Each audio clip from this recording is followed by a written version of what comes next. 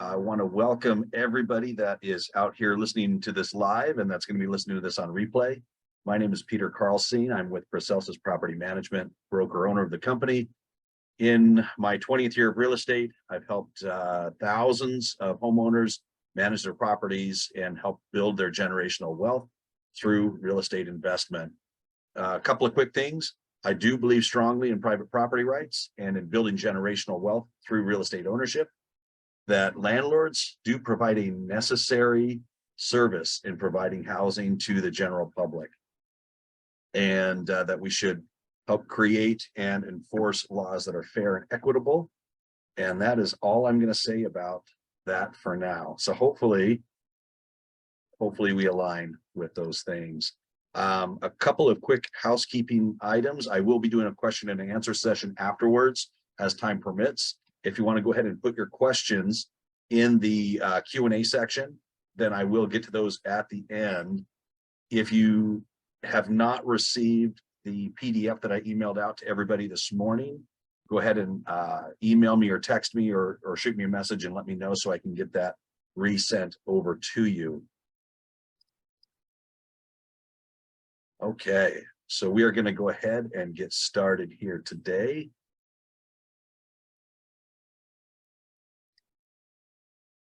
Let's see, there we go. So today we're going to talk about statewide and local tenant protections and how landlords can protect their private property rights. I'm going to go through this as quickly as I can, just so you know, there are hundreds of pages of law and documentation that have been sifted into about 12 slides. So this is by no means all-inclusive, hence this disclaimer that it is not 100% complete, that it does not go down every rabbit hole that we could possibly go down, and that if you have any questions regarding legal matters, that you should talk to an attorney that is competent in that. I am not an attorney. Please don't take any of this as legal advice. And that's all my disclaimers there. So I do want to get into the meat and potatoes of this because there is some great information. So here's our agenda. We're going to first go over the Statewide Tenant Protection Act, SB 1482, went into effect in 2020. And the reason I'm going to go over that first is because the Tenant Protection Ordinances, both for San Diego and Chula Vista, are based largely on that. And it gives us a good baseline for which to discuss. This is a part of the PDF that I sent out to everybody that had registered. Again, if you didn't get this, let me know so I can get this over to you. If you're listening to this on a replay, go ahead and send me a message so I can get this over to you free of charge. It is a great way to just kind of boil down the main points of these different legislative pieces. So first, the California Tenant Protection Act. This is also known as SB 1482 or AB 1482. I've seen it both ways. It does affect the entire state of California. The focus of this is on multifamily properties more than 15 years old and or corporate owned properties. What it does is it has a couple of main functions. Number one, it limits rent increases to 5% plus CPI, not to exceed 10%. So when we start talking about rent caps, it was enacted through the Statewide Tenant Protection Act. It also limits landlords' ability to terminate a lease. We are still able to terminate for at-fault terminations if there's a breach of contract, a material breach of contract. No-fault terminations do require relocation assistance and are limited. The main reasons for that are going to be for an owner or family move-in, a removal of the property or building from the rental market, to be in compliance with the government agency or mandate, and also a substantial remodel or abatement. However, for doing that, certain criteria do have to be met. The substantial remodel is any structural, electrical, plumbing, or mechanical system replaced or modified, and a permit is required. It could be done for abatement of hazardous material. It does require the tenant to have to be out for a minimum of 30 days. So if it's something that can be done in a couple of weeks, you cannot terminate a tenancy for that. Also, there is no minimum cost requirement under the Tenant Protection Act for those that are subject to the statewide Tenant Protection Act. That also, it does not address buyouts or cash for key agreements, and it does not give a right of first return to displaced tenants under no fault terminations. And the reason I brought that one up is because that is going to be addressed under both the Chula Vista and the San Diego Tenant Protection Ordinances. So a couple of things real quick on the statewide Tenant Protection Act. There are properties that can be exempted. By default, the ordinance applies to all rental properties. And so only properties that qualify and claim the exemption are exempted. So it's kind of their tricky way of, you know, incorporating everybody that's not aware of what to do to exempt the property. The following properties can be exempted: single family homes or condos that are, meaning that they're separately alienable, they're separately deeded properties, and they cannot be owned by a REIT, a real estate investment trust, or a corporation. If it's owned by an LLC, where the LLC is comprised of regular people, not corporations, that's fine. If it's a family trust, that is also fine. Those can be exempted. It just cannot be a corporate owned property or owned by a real estate investment trust. Also, properties that are less than 15 years old. So even if it's a multifamily property, if the property is less than 15 years old, it can be exempted until that 15th year. Duplexes and ADUs, where one of the units is owner occupied for the duration of the lease. And that means that the owner has to be in there for the initiation of the lease and throughout the entire duration of the lease. Otherwise, it is not exempted. Vacation rentals are also exempted. There's a few other ones that are exempted, dorms, things like that. But for the purpose of this webinar, the main primary exemptions are going to be these four. That's when I get the most questions on. So just so you can see the CPI, this is taken for the county of San Diego. We're supposed to use, according to the law, the April numbers. So if you can tell me where the April numbers are, I will be very impressed. So since there are no April numbers, we go with the March numbers. And that's how we have been advised by attorneys. As you can see, back in 2019, when this was drafted and when it went into effect in January 2020, was based on that 2.2 number. At that time, the rent cap would have been 7.2%. Following year, 6.8%. And then as we experienced some great inflation, it capped at 10%, since 5 plus 7.9. Last year would have been 12.9. It caps at 10, and this year again caps at 10%. And we're looking at this March number, usually published in April, towards the end of April, and in effect for the following August 1. So we'll see what the March 2024 numbers look like to see what rent increase caps might be like for those that are subject to the Tenant Protection Act, those that are not exempted. So that is the TPA in a nutshell. And again, I'm going to kind of start referring to these various pieces of legislation as a TPA or a TPO. The TPA is the statewide, the TPOs are the local ordinances. The city of San Diego recently passed and will be enacting this shortly, will shortly be live. The Tenant Protection Ordinance does affect the city of San Diego, not the county of San Diego. So that's always a very important distinction. Basically, any zip code starting with 921 are going to be, or they're going to fall under this Tenant Protection Ordinance for the city of San Diego. The focus is on multifamily properties, more than 15 years old and or corporate owned. Some parallel with the TPA there. This, however, does not address rent caps. So anything that has to do with rent caps falls under the statewide ordinance. And if you're exempted from the statewide ordinance, you're exempted from those rent caps. It does limit the landlord's ability to terminate a lease. It does allow for at-fault terminations as per the California state law. No fault terminations do require relocation assistance, and this is an important distinction, an important difference, 2 or 3 months of the current rental market. So whatever they're paying currently in rent or at the time of notice, they are entitled to 2 or 3 months of relocation assistance. And what determines whether it's 2 months or 3 months is, by default, it's 2. And if there's anybody elderly and or disabled in the property, then it would be 3 months of relocation assistance. Was originally requested to be much, much higher than that, and they were able to negotiate that down a little bit. When you do file a no-fault termination as a landlord, you must register that with the San Diego Housing Commission. And in addition to that, you are limited to the following reasons, and they are very similar to the statewide ones: owner or family move-in, removal from the rental market, compliance with government agency, substantial remodel or abatement. And the substantial remodel is fairly similar.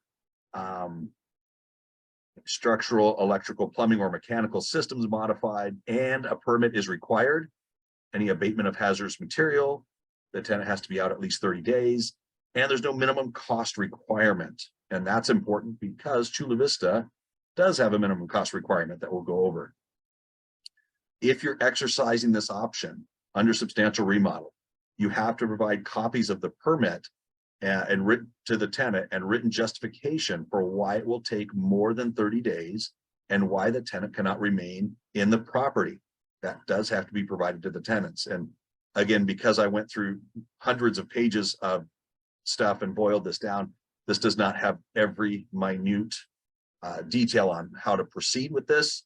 If you have any questions on that, you can reach out to your property manager or to an attorney who is familiar with the subject. But there are very strict protocols involved when exercising a no-fault termination under a substantial remodel reason. San Diego also has what's called a right of first return or right of first refusal. The tenant must be notified at the time of termination that they have the right to rent the property if it comes back on the market within the next 5 years. So there's a 5-year period where they have to be given an opportunity to re-rent the property if it comes back on the rental market. The tenants must notify the landlord if there's a change in their contact information. The tenants can be rescreened using regular screening methods, whatever the industry standard is for you. Typically with me, you're looking at credit reports, background reports, income, and also adherence to pet policies and move-in availability. The rental rate will be at the new market value. That was something that had to be fought for very hard. And the tenants have 30 days to accept the rental offer. And of course, the San Diego Housing Commission must be notified at the time the termination notice is given. So real quick on that, again, they have a 5-year, the tenants have a 5-year period with which they should be offered the property. If it comes back up for rent, they can be rescreened to make sure they qualify. It will be at the new market rate, and they've got 30 days to accept the offer to re-rent. And of course, keep all of this in your records, keep all of this in writing, document. That is always important. Another thing that's unique to the San Diego Tenant Protection Ordinance that's not included in the TPA is the tenants' opportunities for buyouts or cash for key agreements. So this is if you wanted to remove the tenant from the property by giving them a cash for keys or other negotiation. They must first be notified that they have a right to not enter an agreement and that they can consult with an attorney. They can request that no offers be given or discussed for a period of 6 months unless they rescind that notice on their own. So if they don't want to hear from you, they can give you a written notice that says, don't talk to me anymore. And for 6 months, you are not able as a landlord to bring up any offers of cash for key or buyout agreements.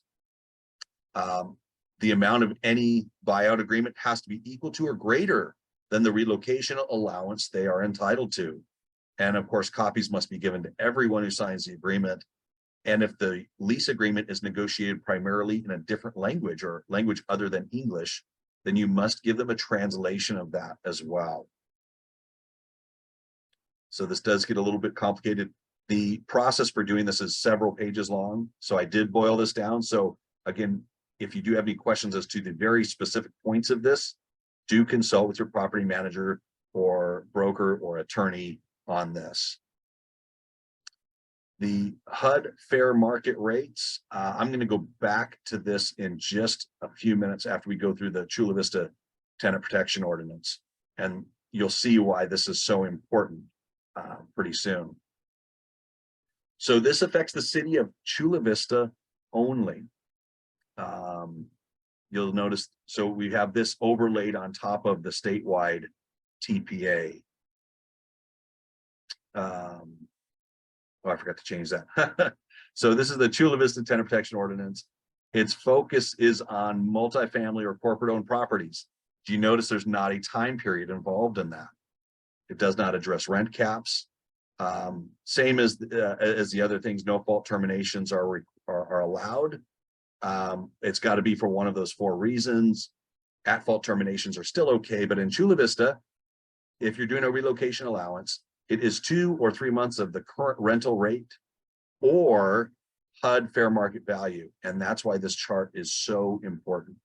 So if your property is subject to the Chula Vista TPO and you want to move somebody back in, you know, if you want to move in yourself or a family member, if you have, for instance, a 2-bedroom in 91910, the HUD fair market value of that property is $2230 a month.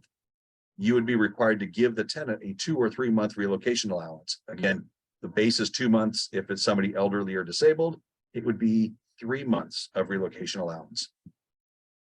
And they break that down by, I guess, studio, 1-bedroom, 2-bedroom, 3-bedroom, 4-bedroom. If it's more than 4 bedrooms, I guess you just stay with the 4-bedroom. That is not addressed in the law. But as you can see, a 4-bedroom 91915 HUD fair market value is almost $6,000. Same thing with 91914. So if your property is subject to the Chula Vista ordinance, then, you know, be careful on that. I do want to go back to the primary exemptions. The exemptions are pretty much the same with Chula Vista as well as the San Diego and the TPA. Single family homes and condos that are separately alienable, meaning each, you know, separate people can own them on deed. As long as they're not owned by a REIT or corporation, they can be exempted. Duplexes and ADUs where one of the units is owner occupied for the duration of the lease, and vacation rentals as well. So the good news is, if you're one of my clients, then if your property is able to be exempted, we have already sent out the necessary exemption notices to the residents, whether they are in San Diego or Chula Vista. So with the Chula Vista TPO under substantial remodel, it's similar to the other ones. However, the main differences are going to be the tenant must need to be out for a minimum of 60 days, not 30 days, 60 days. There's a minimum $40 per square foot requirement, and that only covers your hard costs. So things like permitting, land, architectural fees, other soft costs are not included in that $40 a square foot requirement. And if there's any question, don't worry, the city will rely on a building official to verify your compliance with this. And in Chula Vista, they have also a right of first return. You have 2 years to get back into the market. When the property comes back on the market, you have 2 years to offer it to them. They, of course, have to notify you if there is a change in their contact info. They can be rescreened using the regular industry screening methods. Rental rate is at new market value. They have 15 days to accept the rental offer and 45 days to enter into the lease agreement. And the city of Chula Vista must be notified at the time the termination notice is given. And there's supposed to be a website set up for that eventually. It has not yet become live. So probably within the next 1 to 12 months, we'll have more information on that. And that is the gist of the meeting here. I'm going to go ahead and stop share. If anybody has any questions, you can throw that into the Q&A or the chat section. I would love to answer any questions that you have. Or if you want to raise your hand, and I can activate that mic. Let's see. I don't see any questions. However, one question I do get asked quite a bit is how soon do we have to notify the tenants in each situation? And it's going to depend. The Tenant Protection Act, the statewide one, is included in all of our lease agreements. And if it predates January 1, 2020, there was a separate notice given to exempt. In Chula Vista, the requirement date was March 1. So those all went out back in February for my clients. And the San Diego one, notices of exemption need to be out, I believe, by today. And those have all been sent out to our clients as well. If you are listening to this on the replay, feel free to reach out to me with any questions. If you're a client of mine, I'm very glad that you're here. If you are not a client of mine, I look forward to hopefully meeting you at some point in the future. And good luck on all of your real estate wealth building activities. And I hope that all goes well for everybody. Have a wonderful rest of your day, your week. And hey, everybody, thanks for watching. I appreciate you being here, learning some great information. My goal as a property manager and real estate broker is to bring the best information for homeowners, landlords, and property owners in specifically San Diego County. So if you enjoyed this, go ahead and click like, subscribe, follow me on YouTube here, and go ahead and look at some of my other videos that I've got. I hope this has been great information, and we'll catch you another time. Have a wonderful rest of your day.